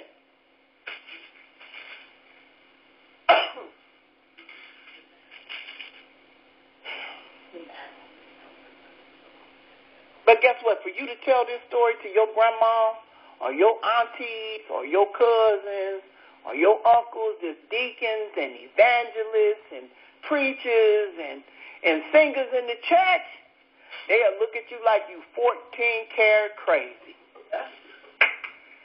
Yep. They will. That's true. They will look at you like you have fell off the la-la wagon yesterday. So will. Absolutely. Like what? Especially when you tell them, ain't going to be no rapture. We going to the wilderness. We going right back to that same mountain when Moshe got the law of the covenant. We going back to that mountain. Why? Because he has to restore that which was broken. We got to redo the same thing that our ancestors did, but this time it's going to be the last time. That's correct. That's right. Can you imagine going back to Mount Sinai? Oh. Can't wait. Mount Sinai. I pray. I would love We got to go right back. That's what we getting ready to do this one more again. We getting ready to leave out of these lands of captivity, and we on our way back to Mount Sinai. We ain't on our way back to Israel. We not going back to the Canaan land. We going the same way. He said the same way I took your ancestors. We going to leave the land of our captivities and go back into Mount Sinai.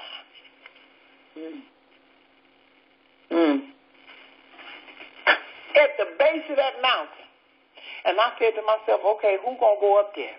And somebody, because last time they had Moses went up. I'm like, who going up this time? Well, how you going to do that? You know what I mean? But I try not to take myself through that because I have a headache. But I'm just saying, we on our way back to that mountain. We on our way back through that wilderness. Hallelujah. You know what? It won't be too soon for me. If I am able to see it with my own eyes, I pray. I would love to. I'm impatient. Out. Everybody feels that way, Sister Sanaa, especially when you know the truth. You look at this little stuff and be like, let us go home. Just let us go home. When the time comes, let us go home. Yeah. You don't have to hate us no more. You don't have to not want us in your places of establishment no more. You don't have to worry about our kids intermingling with us no more. Just let us go home when the time comes. Yeah.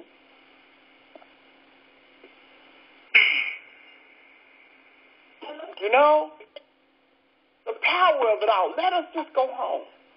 You know, and somebody has to negotiate that because guess what? Sinai is in Saudi Arabia. And they got this big old thing about Sinai in Egypt and Mount Captain. All that is mess.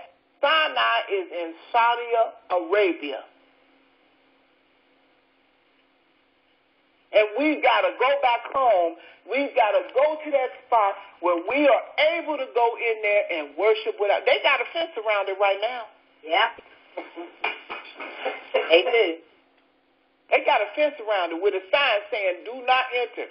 You are going to be prosecuted if you are caught on these grounds." Mm. So you know y'all got to do something. Got to do something. Well, yeah, and he is. They put a fence up here so we can't get in there. Yes. Ain't that ironic? They got a fence up so the people that are the people can't get to the mountain of the God that they belong to. Right. Woo, they got fence up, Sister Natalia. We can't even get in there. You can't even go in that country. I'm telling you. Right. Woo! Lord have mercy. And all because our ancestors were disobedient. But he's going to turn this around, and he's given us right now that we know who we are. And it's a blessing to know who you are, because if you don't know who you are, you don't know where you're going to end up at. That's true. So he has appointed time for everything. So my faith and trust is in the Messiah. It's already been mapped out. In Zechariah, it tells all the things that's going to come to pass about the war and the person that's going to be the desolation over there and the temples and all that sort of stuff. It's all there in the scriptures. Mm-hmm. Everything that's going to come to pass. And I just know, since I have come to realize who I am, what I'm supposed to be doing. Because he's purging, because there's things that's been put in us, there's been leaven put in us that need to come out. That's true. I'm going through a purging, and I'm excited because I don't want to be anxious for nothing, because I don't want to be like our ancestors, get over there in the wilderness and start murmuring and complaining. Mm-hmm. That is the key. Yeah. Yeah. Because if you think about it, you think about what happened to them when they left Egypt and went to the wilderness, and what happened to some of them, a lot of them. 600. Yeah. So I want to be purged of what's been put in me, things that I thought was true and is not true. The disciples say, "How we know, the end of the age?" The Messiah said, "Do not be deceived." We've been royally deceived, so in this deception, there's got to be some purging going on. So I'm excited about all of this, but I get on my knees. I say, "Father, purge me of stuff that I thought was right." That's right. That's right. That is so true. That is so true. Because guess what? We have been served up a bill of goods. You hear me? Yeah. Yeah. Don't even get me started on that, because I get so mad. I'm like, look, I want my money back. I mean, for real, it ought to be we ought to be able to get our money back. But half the churches that I gave my money to, they don't even exist no more. So ain't nobody to go to get. I want my money back. I really do, because it was just not. But guess what? They did the job they were supposed to do. They came in and handed us the religions of the Gentiles. Exactly. They did. Yeah. They handed us religion. They said, "Here you go. This is," and then made us feel like it was a privilege to be counted among the Gentiles when he was our God all along. Yeah. Yeah. I know. Crucial. Some serious business that make you want to cry. Sometimes you have to laugh to keep from crying. That we sitting in these places, and you're talking about low. Let me tell you how low we living low. Even the richest of you all on this line, we still living low compared to where we would be if we was in our own land under our own Elohim. Right. Sometimes I think about the children playing in the streets of Jerusalem and how peaceful it's going to be. Yeah. No walls. going to be a totally different lifestyle that we live. Yeah. The air going to be different. The water going to be different. The food is going to be different.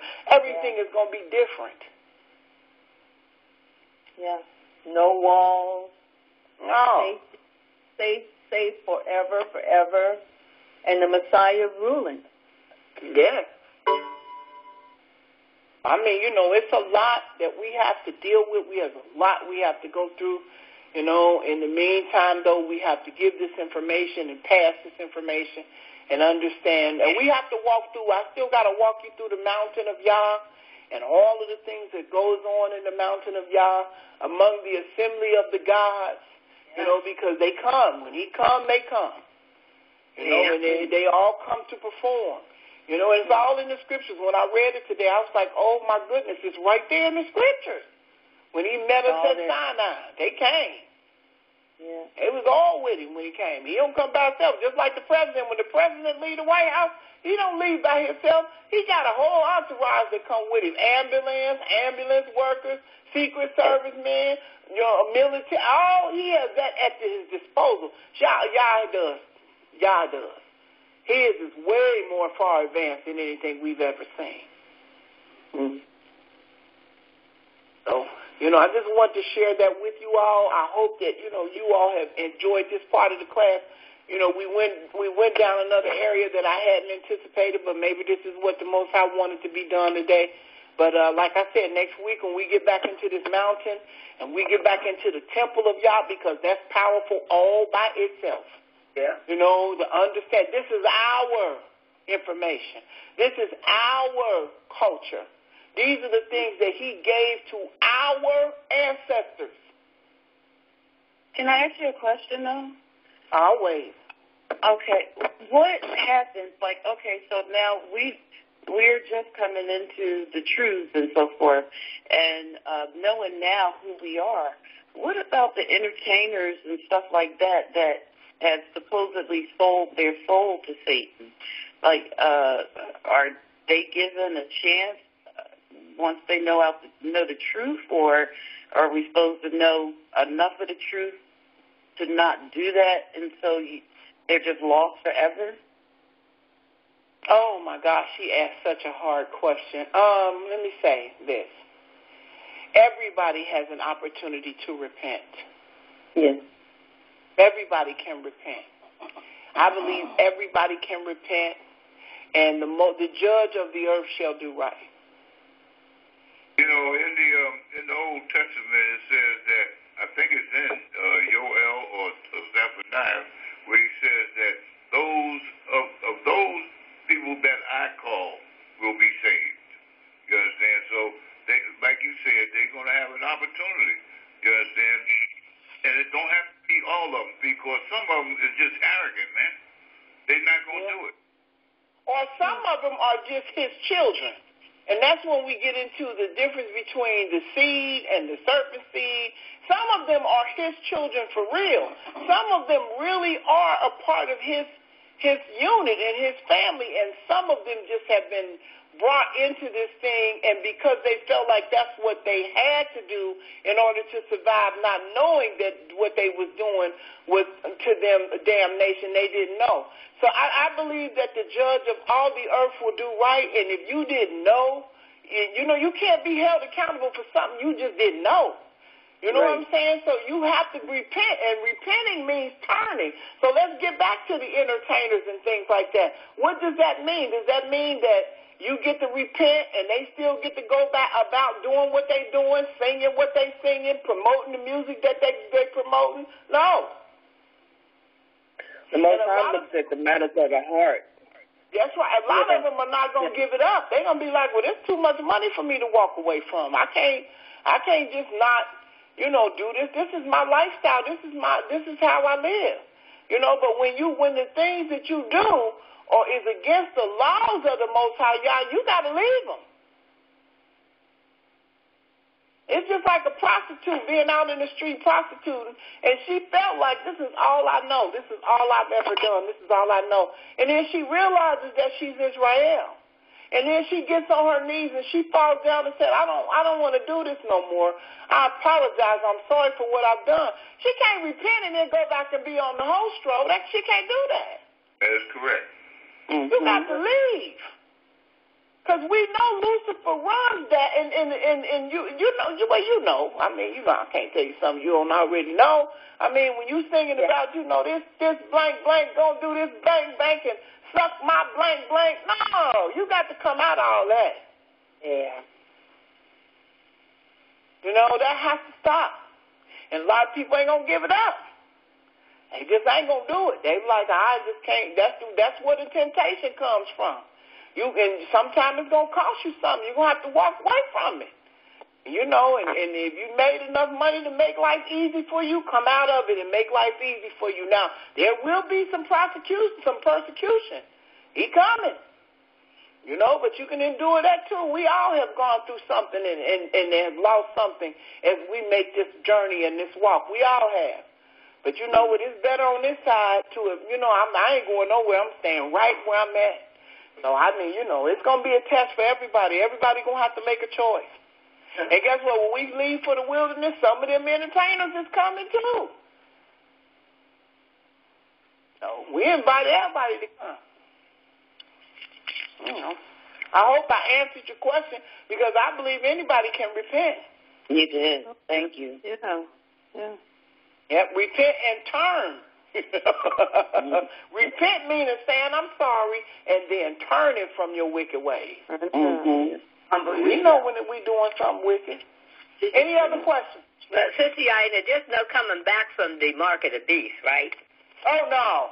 Now, if you take that, you done. It's over. It's over. And that chip in you. That's the mark. Again? I said, with them selling their souls, that's the mark, ain't it? No, that's not it. The mark of the beast is the chip. Now, I don't know about selling souls. I don't know what they did and wrote in blood. But the scriptures say if you take the chip in your hand or in your forehead, that's what the scriptures say. It don't say sell souls and all that. I don't know nothing about what is required of that. I've never done that before, so I don't know. But it says the chip, if you take the mark of the beast, it's pretty much a wrap. Yeah. Well, most of them already been chipped. Most of the entertainers, a lot of people don't know, they already been chipped. Wow. They're done. Yeah, the big thing on YouTube about Jay-Z and the Illuminati.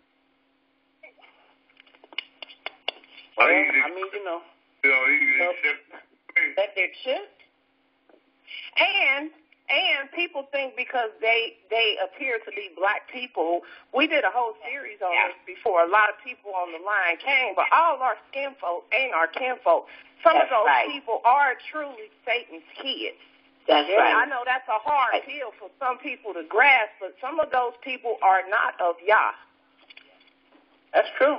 Yeah, and some of them are not Israel because they black either. We got to stop looking at the skin color. And you know what? I'm glad you brought that up because I was looking at a YouTube clip when I was at work on my lunch hour, and it was talking about the people, the black people who are of the other nations. And whenever they were showing these different actresses and actors that we look at every day on some of these programs, and they were showing who their mother was and who their father was, it was a whole lot of people, the black people that in Hollywood and the music industry that had fathers that were from the other nations. And guess what? If you have a father that's Caucasian, if you have a father that's from Australia, if you have that's not a part of the slave trade, or that's Jewish, all those things, where does the lineage come through, everybody? The father. It comes through the father. So guess what? You can have a white father and a dark-skinned mother and have a black skin tone to you, and you are whatever your father is. Right. That's exactly right. But that still don't mean you can't come, because it said it's going to be a mixed multitude, and people are going to come with us when we leave that are coming because they want to be spared and they want to keep the laws of Yah. But now if you've done certain things and you've taken the chips and you put yourself in that position, I don't know. I mean, I just, just going to have to ask the Most High, because, I mean, I just don't. Well, it's got to be the willing heart. You understand? Yeah. And the Almighty is going to be doing it. Yeah. He's the one that's going to make the decision. And it's got to, and when he's going to look at your heart and see that you have changed, you understand, and you want. But see, what the thing that I'm concerned with is that we always Johnny come lately. You understand? We want to wait till the last minute before we make our decision. You understand? How is the Almighty going to judge your heart? Right. And you have to make a sacrifice. It's a sacrifice time from him. So, like I said, repent. I'm not going to never tell repent. And hopefully, that this, like she said, some of them are truly his children, but if you feel like you've been tricked or something has happened, or whatever, repent, because you can always repent. Now, whatever he does from that point, he is the judge. And like I said before, the judge of the earth will do right. He's about righteousness. He's going to do right. Just repent, and turn. Any other questions? Well, no, just, would you please, I sent you emails to the Yehudah Project. Yeah, I got that. Yes, ma'am, I did. I got it. Thank you. I did. Yeah, yes, sir. I might be on the show tomorrow. I got to go and take my grandchildren and buy them some school clothes. Okay, no problem.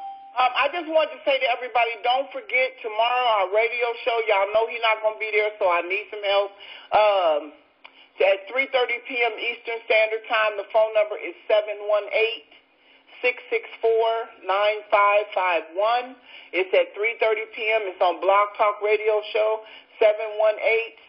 718-664-9551. Don't forget that we're having a 2017 State of the Nation address here in Cincinnati, Ohio, September the 2nd and the 3rd. I look forward to meeting everybody. If you're interested in coming, go to the website, www.NOY for Nation of Yehudah, and then the word monarch, and then .us. So it's www.NOY monarch, MONARCH.us. Go in the front page register. If you want to donate or contribute something, you can definitely do that if you would look forward to meeting everybody. And what we're going to do this year is we're really going to knuckle down and put together our information for the 2019 Day of Repentance. And we're getting everybody together and gathered and telling, how we're going to do this together as a nation. And I wanted to say something, too, and I'm going to put this on the record. I know I said this Thursday. It's a lot of people out there that are emailing us, trying to turn us away from the 2019 Day of Repentance all over the world. They want to teach us about the Gregorian calendar and all the stuff that's going on. We know, we understand all of that, but we know when we walked into this captivity under these nations, we were under the Gregorian calendar. So according to their time, we're coming together to repent. And if that's something that you don't want to do, then our advice to you is just don't come. If you don't feel like it's a need to repent, don't come. It's just a day of repentance, which we're going to do as a nation. So if you all are encouraged and you want to do that, we would love to have all of you all here, because this is something that Israel has to do. We have to repent to our God and tell him how sorry we are. That's what this is about. Yeah, I agree. I wanted to say also, I know it's going to be difficult for you to find a replacement for me. Oh, my God.